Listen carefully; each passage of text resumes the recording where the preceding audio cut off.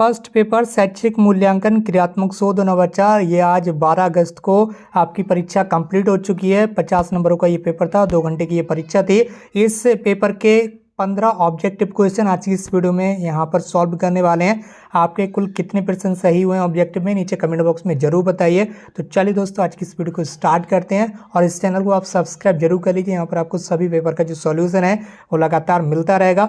तो सबसे पहला क्वेश्चन था आज के इस पेपर का, आपके सामने स्क्रीन पर है। मूल्यांकन प्रक्रिया का जो केंद्र बिंदु है, बहुत ही यहाँ पर इजी जो क्वेश्चन है वो आपके सामने स्क्रीन पर है। कुछ मॉडरेट क्वेश्चन भी हैं इसमें, तो आप वीडियो में एंड तक बने रहेगा और अपने जो आंसर है वो मिलाइएगा जरूर। मूल्यांकन प्रक्रिया का जो केंद्र बिंदु रहता है वो होता है आपका विद्यार्थी। मूल्यांकन का जो केंद्र बिंदु रहता है वो विद्यार्थी रहता है। इसके बाद दूसरा सवाल था आपका, रचनात्मक मूल्यांकन का मुख्य उद्देश्य क्या होता है। तो रचनात्मक मूल्यांकन का जो यहाँ पर मुख्य उद्देश्य है वो यहाँ पर 4 ऑप्शन आपके सामने दिए हुए हैं, ठीक है। इसमें जो राइट आंसर हो जाएगा वो होगा आपका छात्रों के सीखने की क्षमता को बढ़ाना। इसके बाद आपका तीसरा सवाल रहता है, मूल्यांकन मापन से अलग होता है। कैसे अलग होता है, आपके सामने 4 ऑप्शन है। आपने जो भी आंसर लगाया होगा आपको पता होगा, लेकिन इस सवाल का जो राइट आंसर रहेगा वो होगा आपका निर्णय लेने की व्यापक प्रक्रिया। मूल्यांकन मापन से अलग कैसे है, ये निर्णय लेने की एक व्यापक प्रक्रिया है। उसके बाद चौथा सवाल आपके सामने स्क्रीन पर, मापन का सामान्य जो सिद्धांत है वो किससे संबंधित है। तो मापन का जो सामान्य सिद्धांत है वो आपका गणित से रिलेटेड है। तो इसका राइट आंसर हो जाएगा ऑप्शन नंबर 1, मापन का सामान्य सिद्धांत गणित से रिलेटेड है। उसके बाद अगला सवाल आपके सामने स्क्रीन पर आने जा रहा है 5 नंबर का, निम्नलिखित में से कौन एक प्रभावी मूल्यांकन प्रणाली की विशेषता नहीं है। 5वें का आपका जो राइट आंसर हो जाएगा, ये विश्वसनीयता, वैधता और लचीलापन, ये प्रभावी मूल्यांकन की विशेषताएं हैं, जबकि जो जटिलता होती है ये नहीं है। तो यही आपका राइट आंसर हो जाएगा। ऑप्शन नंबर 4 आपका बिल्कुल राइट आंसर है। जटिलता प्रभावी मूल्यांकन की जो विशेषता है वो नहीं होती है। अगला सवाल आपका 6 नंबर का, विज्ञान का आरंभ अवलोकन से होता है और इसकी अंतिम पुष्टि के लिए अवलोकन में ही लौटना पड़ता है। ये जो अवलोकन की परिभाषा है वो किसने दी है, तो ये आपको बताना है। तो अवलोकन की ये जो परिभाषा है वो किसने दी है, ये यहाँ पर आपकी दी है गुड तथा हैट ने, ठीक है। इसके बाद अगला सवाल आपके सामने स्क्रीन पर 7 नंबर का, सार्थक ज्ञान के लिए निदान एवं उपचार का मार्ग प्रशस्त करता है। कौन करता है, सामान्य मूल्यांकन, मापन, सतत मूल्यांकन या व्यापक मूल्यांकन। तो इस सवाल का जो आपका राइट आंसर होगा वो रहेगा आपका ऑप्शन नंबर 3, सतत मूल्यांकन, ठीक है। इसके बाद अगला सवाल आपके सामने प्रश्न संख्या 8, शिक्षार्थियों के सतत एवं समग्र मूल्यांकन CCE पर प्रभावी जोर दिया गया। कब जोर दिया गया, विद्यार्थियों का जो सतत और मान्य मूल्यांकन रहता है, सतत और व्यापक मूल्यांकन या समग्र मूल्यांकन, इस पर कब जोर दिया गया ये आपसे पूछा जा रहा है।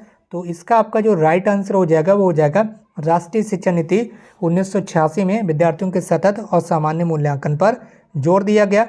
उसके बाद अगला सवाल है आपके सामने स्क्रीन पर, प्रश्न संख्या 9, बौद्धिक योग्यता में बोध का अंग नहीं है। ये इसका आपको राइट आंसर बताना है। तो बौद्धिक योग्यता में बोध का अंग कौन सा नहीं है, ये आपका अनुप्रयोग हो जाएगा इसका राइट आंसर। इसके बाद यहाँ पर प्रश्न संख्या 10 है, बच्चों के सीखने की प्रगति के वर्णन अभिलेख किस पर आधारित हैं। बच्चों के सीखने के जो प्रगति के वर्णन अभिलेख हैं वो किस पर आधारित हैं, वो हो जाएगा आपका राइट आंसर अवलोकन तकनीक पर आधारित है। दोस्तों, अगर अभी तक आपने इस चैनल को सब्सक्राइब नहीं किया है तो कृपया करके इस चैनल को सब्सक्राइब जरूर कर लें, क्योंकि आगे आने वाली परीक्षाओं के जितने भी क्वेश्चन पेपर हैं उन सभी का यहाँ पर जो सॉल्यूशन है वो आपको लगातार उपलब्ध कराया जाएगा। इसके साथ साथ अगले सेमेस्टर की जो क्लासेज हैं वो भी यहाँ पर आपको उपलब्ध कराई जाएंगी। तो आप इस चैनल को सब्सक्राइब जरूर कर लीजिए, और अगर आप चैनल पर नए तो चैनल को सब्सक्राइब करने के बाद बेल आइकन को भी प्रेस कर लीजिए, ताकि नई वीडियो का नोटिफिकेशन आपको समय पर मिल सके। इसके साथ ही इस वीडियो को अपने अदर फ्रेंड्स के साथ भी शेयर कर दीजिए। तो चलिए आगे देखते हैं। प्रश्न संख्या 11 आपके सामने स्क्रीन पर है, और यहाँ पर आपको देखना है कि क्रियात्मक शोध का अंतिम चरण होता है। 4 ऑप्शन आपके सामने स्क्रीन पर दिए हुए हैं। पहला है निष्कर्ष, दूसरा होता है प्रदत्त विश्लेषण, तीसरा परिकल्पना निर्माण, चौथा है सांख्यिकीय विश्लेषण। तो इस सवाल का आपका जो राइट यानी कि करेक्ट आंसर होगा वो होगा आपका निष्कर्ष। जब भी कोई क्रियात्मक शोध होता है तो उसमें अलग अलग स्टेप्स होती हैं, और जो अंतिम स्टेप्स होती हैं, अंतिम चरण होता है वो होता है आपका निष्कर्ष। तो ये इस सवाल का आपका राइट आंसर हो जाएगा निष्कर्ष। इसके बाद 12 नंबर का सवाल आपके सामने स्क्रीन पर है और यहाँ पर आपसे पूछा जा रहा है कि क्रियात्मक अनुसंधान का प्रमुख उद्देश्य क्या है।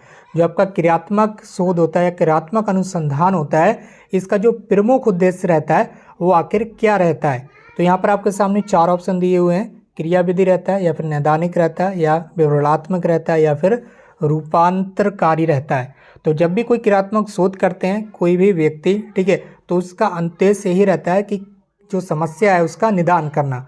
तो इस क्वेश्चन का जो आपका राइट आंसर हो जाएगा वो हो जाएगा ऑप्शन नंबर 2, नैदानिक। तो क्रियात्मक अनुसंधान का जो प्रमुख उद्देश्य रहता है वो होता है नैदानिक। इसके बाद प्रश्न संख्या 13 आपके सामने स्क्रीन पर है और आपको बताना है कि सामुदायिक सहभागिता में नवाचार क्या है। सामुदायिक जो सहभागिता है उसमें नवाचार क्या है। आपके सामने 4 ऑप्शन है, एनसीसी, स्काउटिंग, रेड क्रॉस संस्था या उपर्युक्त सभी। आपने कौन सा आंसर लगाया था आपको याद ही होगा। और 15 में से आपके कितने सवाल सही हो रहे हैं नीचे कमेंट बॉक्स में जरूर बताइएगा। इसके बाद जो दूसरा प्रश्न पत्र आपका उसका भी सॉल्यूशन इसी चैनल पर आपको मिलेगा कुछ देर बाद, इसलिए आप इस चैनल को सब्सक्राइब जरूर कर लीजिए। तो सामुदायिक सहभागिता में जो नवाचार है वो एनसीसी भी है, स्काउटिंग भी है और रेड क्रॉस संस्था भी है। सभी के द्वारा सामुदायिक सहभागिता को बढ़ावा मिलता है, इसलिए इस प्रश्न का जो राइट आंसर होगा वो होगा उपर्युक्त सभी। इसके बाद हम देखेंगे अगला सवाल जो कि आपके सामने स्क्रीन पर है 14 नंबर का। क्रियात्मक शोध के प्रवर्तक कौन है। यहाँ पर आपसे पूछा जा रहा है जो क्रियात्मक अनुसंधान है, क्रियात्मक शोध है, उसके प्रवर्तक कौन है।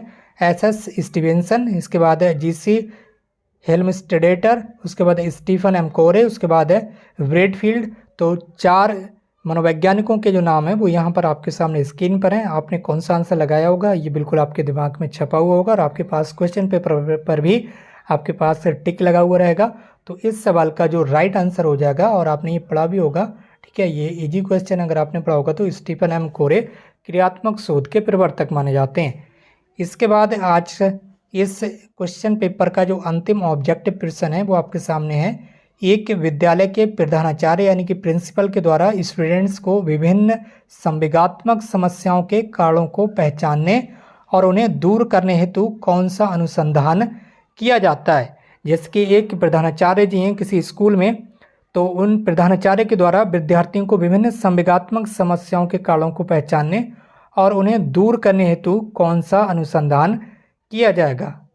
तो इसका जो यहाँ पर 4 ऑप्शन दिए हुए इस सवाल के, पहला क्रियात्मक अनुसंधान, दूसरा ऐतिहासिक अनुसंधान, तीसरा गुणात्मक अनुसंधान, चौथा है वर्णनात्मक अनुसंधान। तो यहाँ पर आपका जो प्रश्न है पत्र है वो यहाँ पर आपको पता ही होगा नवाचार से रिलेटेड है, ठीक है। इसके बाद यहाँ पर आपका जो राइट आंसर हो जाएगा वो हो जाएगा क्रियात्मक अनुसंधान। तो यहाँ पर अभी आपने देख लिए पूरे 15 सवालों के राइट आंसर आपको मिल चुके हैं। अब 15 में से कितने सवाल आपके सही हुए हैं नीचे कमेंट बॉक्स में ज़रूर बता दीजिएगा। और अगले प्रश्न पत्र यानी कि अगले पेपर के सॉल्यूशन के लिए इस चैनल को सब्सक्राइब जरूर कर लीजिए। आज की इस वीडियो में बस इतना ही। मिलते हुए एक नई वीडियो में एक नई इन्फॉर्मेशन के साथ। Thank you so much for watching this video.